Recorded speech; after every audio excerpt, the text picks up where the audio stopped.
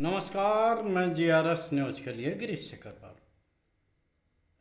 अयोध्या के राम मंदिर में चंदा घोटाले को लेकर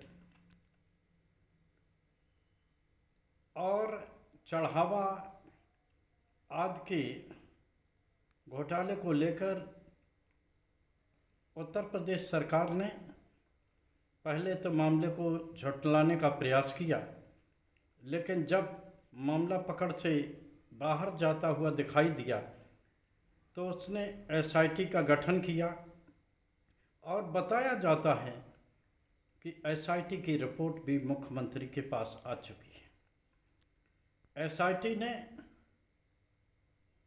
नए ट्रस्ट के गठन का सुझाव दिया है। बहुत ही आश्चर्य की बात है, जिस एसआईटी का गठन आस्था के साथ खिलवाड़ और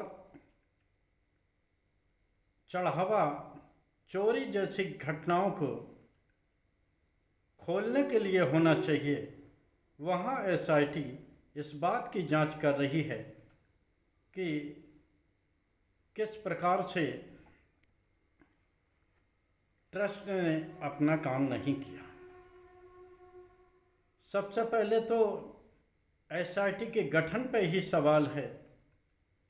सबसे पहले जब कोई इस प्रकार का मामला सामने आता है, एसआईटी या किसी की जांच कराने की बात होती है, तो निश्चित तौर पर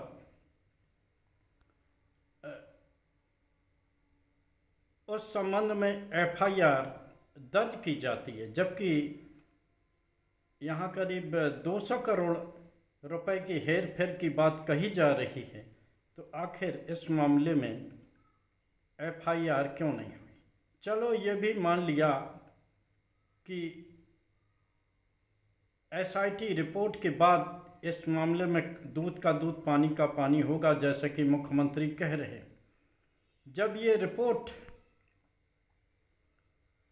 उनके समझ टेबल पर पड़ी है, तो अब एसआईटी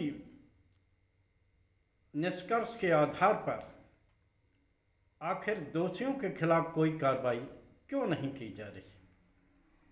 निश्चित तौर पर यह दर्शाने को काफ़ी है कि जो लोग इस चंदा चोरी के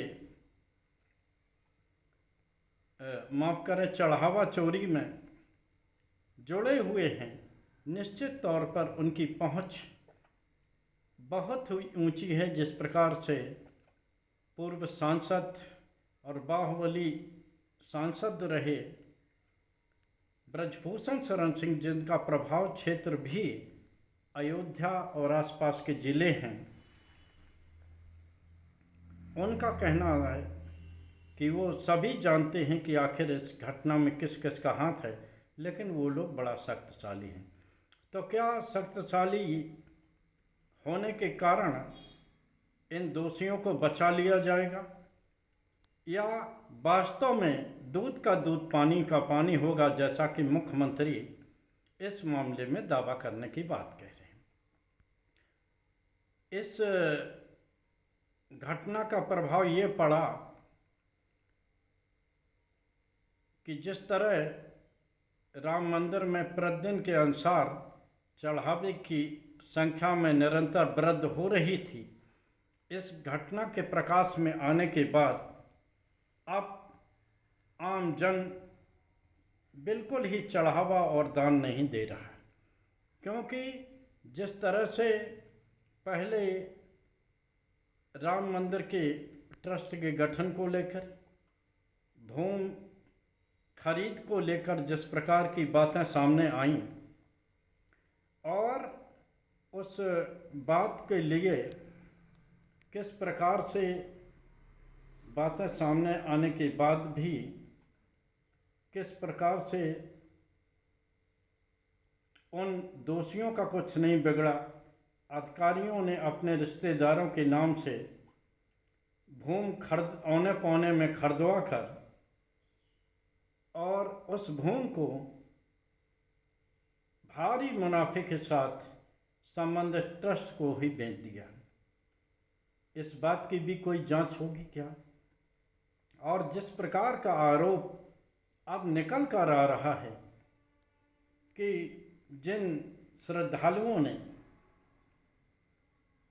शिलाएं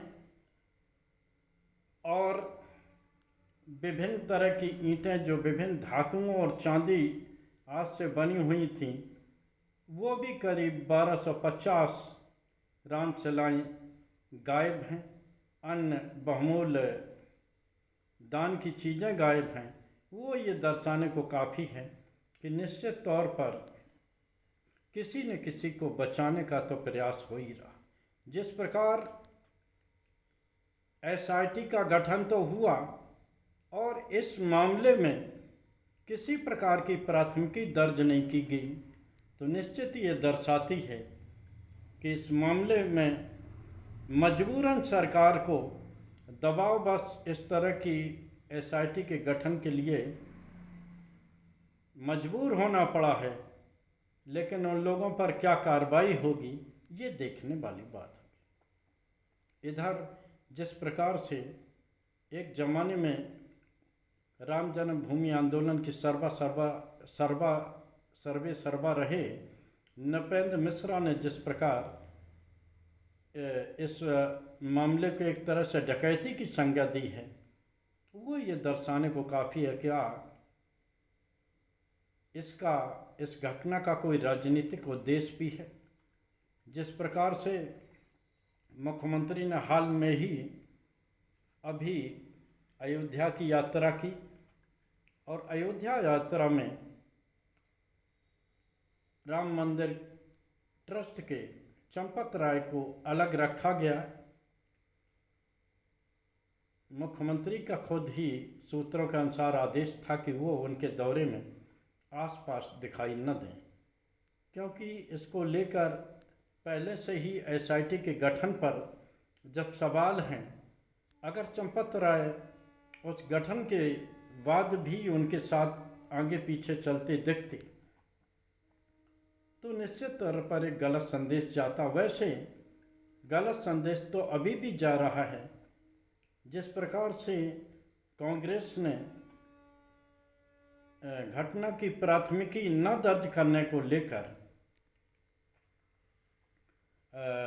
आरोप प्रत्यारोप लगाए हैं और एसआईटी के गठन पर सवाल खड़ा किया है, उसके जो जांच रिपोर्ट आई है उसके गठन पर सवाल खड़ा किया है, निश्चित तौर पर यह दर्शाने को काफ़ी है कि कहीं ये दिल्ली और लखनऊ की आपसी खींचतान के कारण तो इस घटना का खुलासा नहीं हुआ है। कल इसी मामले को लेकर कांग्रेस पूरे उत्तर प्रदेश में जिला स्तर पर एसआईटी जांच के निष्कर्षों को सार्वजनिक किए जाने और एसआईटी के गठन पर और इस मामले में एफआईआर कराए जाने की मांग को लेकर पूरे उत्तर प्रदेश में कल जिला स्तर पर प्रदर्शन करेगी और सरकार पर दबाव बनाएगी कि वो इस मामले में कुछ करे।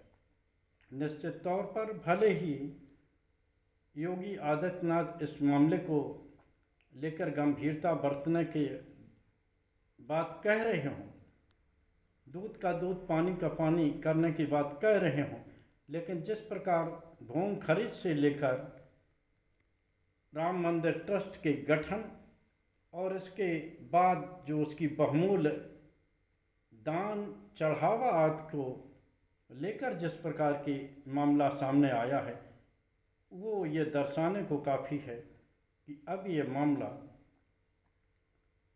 दिल्ली और लखनऊ का न होके आम जनता से जुड़ी आस्था पर केंद्रित हो गया है। आज की